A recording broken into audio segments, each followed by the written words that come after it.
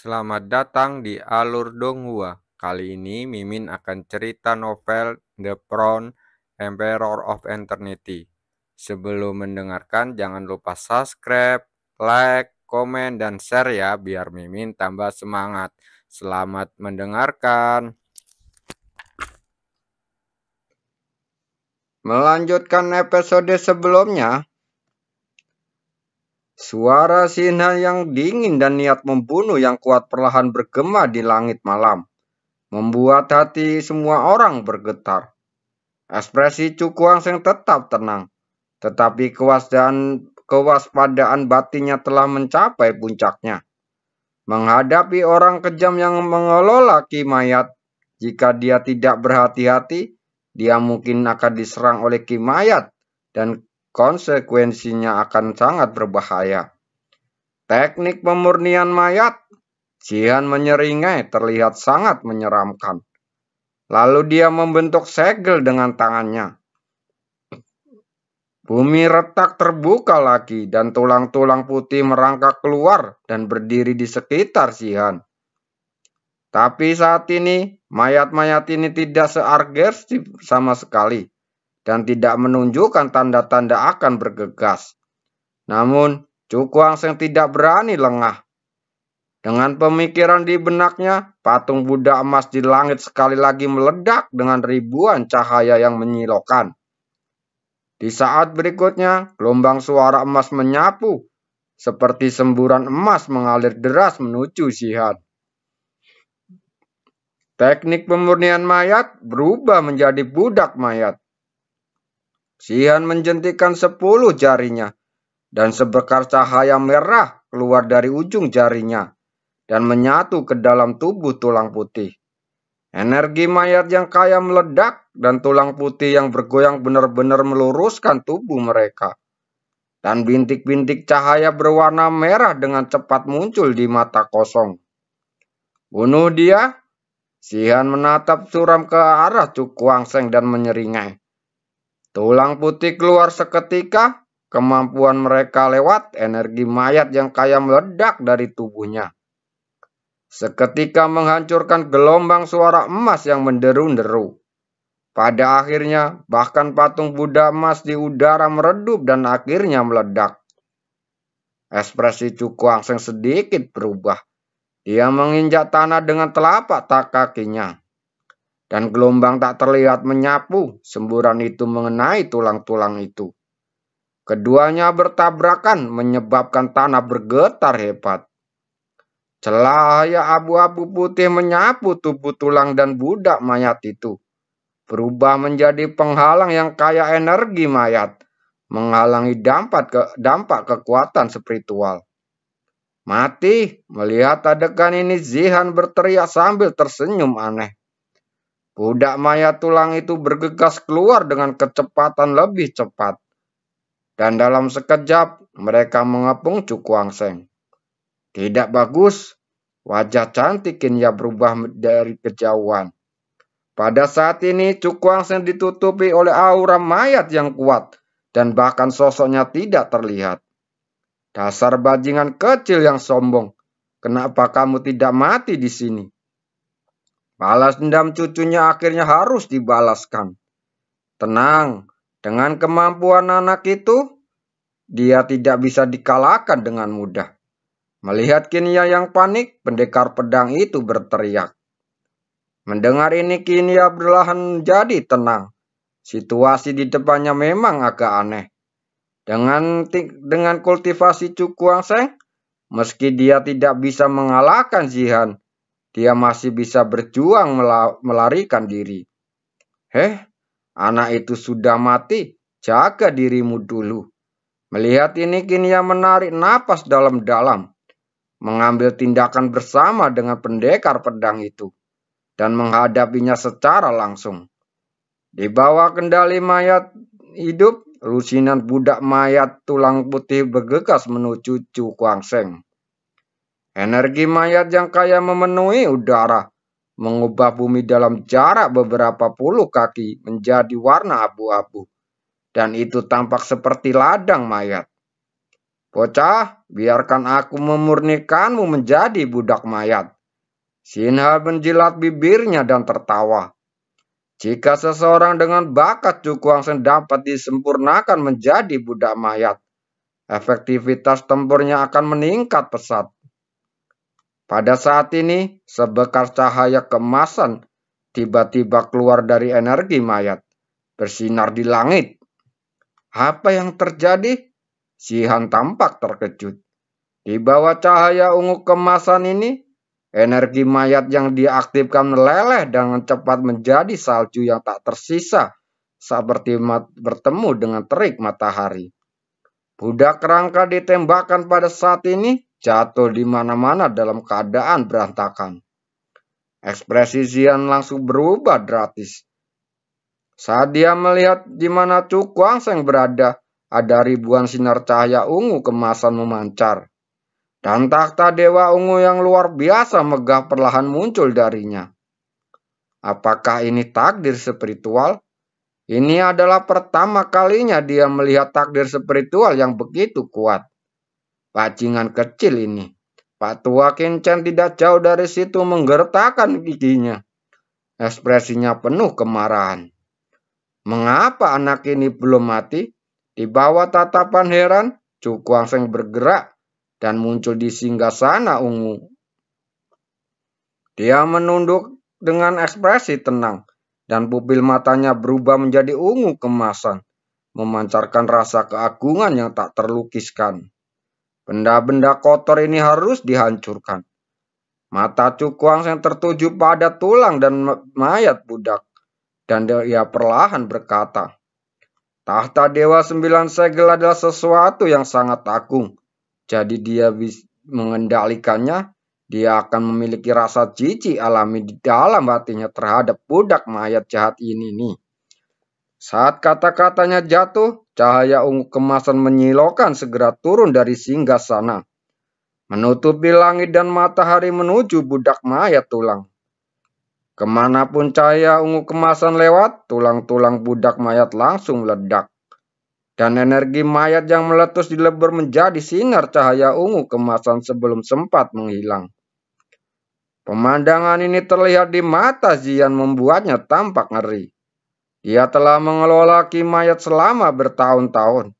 Jadi dia tahu betul bahwa meskipun ki mayat sangat aneh, sulit untuk dihancurkan.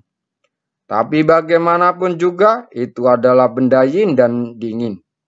Begitu dia bertemu musuh alaminya seperti benda yang kekuatannya akan sangat berkurang dan akan sulit untuk ditolak. Sial, bagaimana takdir surgawi anak ini bisa begitu kuat? Sinian mengeluh dalam hati. Adegan seperti ini adalah sesuatu yang tidak dapat diduga. Pada saat ini, cahaya ungu kemasan menghancurkan semua budak mayat menjadi beberapa bagian. Dan menyelimuti zombie yang bersembunyi di belakang seperti air pasang. Melihat pemandangan ini, Zian langsung menjadi pucat dan matanya penuh ketakutan. Dia mempraktekkan energi mayat, jadi dia juga sangat takut dengan benda matahari tertinggi semacam ini. Jadi bagaimanapun juga dia adalah peringkat ke-15 dalam daftar kejam. Tentu saja dia tidak bisa menyerah hanya karena rasa takut di dalam hatinya. Penutup tulang, teriak Zihan, dan energi mayat yang kaya meledak dari tubuhnya, dan dengan cepat mengembun di permukaan tubuhnya. Dalam sekejap, perisai tulang abu-abu putih yang seluruhnya terbuat dari energi mayat muncul di sekelilingnya. Cahaya ungu kemasan menyapu, membuat penutup mayat berdengung dan bergetar. Dan Zian di dalamnya memuntahkan beberapa suap darah merah. Tak lama kemudian retakan muncul di permukaan penutup tulang, lalu menyebar dengan cepat. Ekspresi Zian tiba-tiba berubah drastis saat ini. Lalu dia berteriak, "Pak Tua Kincen, kenapa kamu tidak membantuku?" Mendengar teriakan tajam Zihan, ekspresi Pak Tua Kincen berubah. Jelas sekali, di kota Linghua peringatan King Lo padanya memiliki efek jerah yang cukup besar. Aku tidak bisa menahan lagi. Orang ini melukai cucuku dengan parah. Tidak peduli siapa yang datang hari ini, bajingan kecil ini akan membayar dengan nyawanya. Dia menggertakkan gigi, matanya tiba-tiba dipenuhi dengan niat membunuh. Dan tubuhnya langsung bergegas keluar langsung menuju ke depan. Telapak tangan Patua Kincen jatuh dan kekuatan spiritual yang ganas menyapu dan berubah menjadi celtakan telapak tangan spiritual yang besar. Jejak telapak tangan spiritual jatuh dan sebagian dari cahaya ungu kemasan segera menghilang. Melihat ini, ekspresi Jian tiba-tiba terkejut. Dia menepuk dadanya dan membuka mulutnya mengeluarkan manik berwarna abu-abu putih. Pecahkan untukku, Jian berteriak keras dan mengarahkan jari manik putih-putih abu-abu itu. Dalam sekejap, manik-manik itu mulai bergetar dengan cepat dan energi mayat berwarna abu-abu putih melonjak keluar darinya. Bergegas menuju cahaya ungu emas yang mendekat. Energi mayat terus dimurnikan, berubah menjadi kabut yang menghilang. Namun, kali ini dengan campur tangan Patua Kincen, cahaya ungu kemasan tidak bisa sekuat sebelumnya. Saat memurnikan energi mayat, energi itu juga sangat terkuras dan perlahan memudar. Bocah, apalagi yang bisa kamu lakukan kali ini? Mata Jian dipenuhi dengan niat membunuh. Dia tidak percaya bahwa dengan kerja sama antara dia dan Pak Tua Kincen, dia tidak bisa menghentikan bajingan kecil itu. Ekspresi Cukwa yang tetap tenang. Dia memandang Pak Tua Kincen yang muncul di sebelah Sihan dan mencibir. Kamu Pak Tua, apakah kamu akhirnya kehilangan kesabaran? Pak Ketua Kincen memasang wajah muram. Bahkan jika kamu memiliki Tian Yuan sebagai jaminan, aku akan tetap membunuhmu untuk membalas dendam untuk cucuku. Mendengar ini Cuk Wangseng meliriknya dengan dingin dan lengkungan mencibir di bibirnya. Apakah menurutmu orang aneh yang bermain dengan mayat dan orang tua sepertimu dapat mengambil nyawaku? Bukankah itu sudah cukup? Pak Tua Kincen mencibir. Dan dia mengambil langkah maju. Dan kekuatan spiritual tingkat menengah tingkat ketiga melonjak keluar dari tubuhnya seperti badai. Serang dan bunuh dia, teriaknya dengan keras. Sebelum dia selesai berbicara, dia menggenggam telapak tangannya. Dan kekuatan spiritual yang kuat berkumpul dan berubah menjadi tombak spiritual yang tajam. Mati, Pak Tua Kincen menuju ke arah Cuk Wangseng dan berteriak. Tombak spiritual ditembakkan seperti tetesan air hujan, menyerang Cuk Wangseng dari segala arah. Formasi roh zombie, Jihan menampar manik putih abu-abu itu dengan telapak tangannya dan berteriak. Aliran cahaya abu-abu putih keluar darinya dan akhirnya berubah menjadi formasi besar, menyatu dengan udara di sekitar Cuk Wangseng. Saat berikutnya, suara hantu melolong terdengar, dan telapak tangan putih abu-abu yang tak terhitung jumlahnya keluar dari udara dan meraih ke arah Cuk Wangseng yang sedang duduk di singgasana ungu kemasan. Keluar, mata Cuk Wangseng menjadi dingin dan dia berteriak dengan tajam. Cahaya ungu kemasan yang terang meledak menghancurkan telapak tangan putih abu-abu. Langsung menjadi bubuk. Pada saat ini, tombak spiritual yang tak terhitung jumlahnya melayang di udara dan menimpanya seperti tetesan air hujan. Wajah Cuk Wangseng tampak serius. Dia menepuk telapak tangannya ke sandarannya tangan takhta, dan cahaya ungu kemasan memancar, membentuk penghalang ungu kemasan untuk melindunginya. Tombak tajam itu jatuh satu demi satu, mengguncang penghalang cahaya keemasan dan menyebabkan riak seperti gelombang air. Menanggapi hal ini, ekspresi Cuk Wangseng tetap tidak berubah. Dia mengangkat kepalanya untuk melihat tombak yang menembakkan seperti air hujan dan berteriak dengan dingin, rusak. Saat suara dinginnya turun, penghalang ungu kemasan yang menutupi tubuhnya tiba-tiba meledak. Setelah itu, gelombang kejut ungu emas yang dahsyat membawa kekuatan yang sangat dahsyat menyapu tombak spiritual yang ditembakkan ke langit.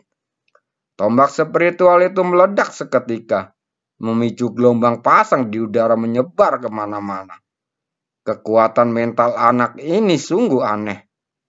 Melihat serangannya dipatahkan, wajah Pak Tua Kincen langsung berubah muram. "Sihan, ini waktunya melepaskan budak mayatmu."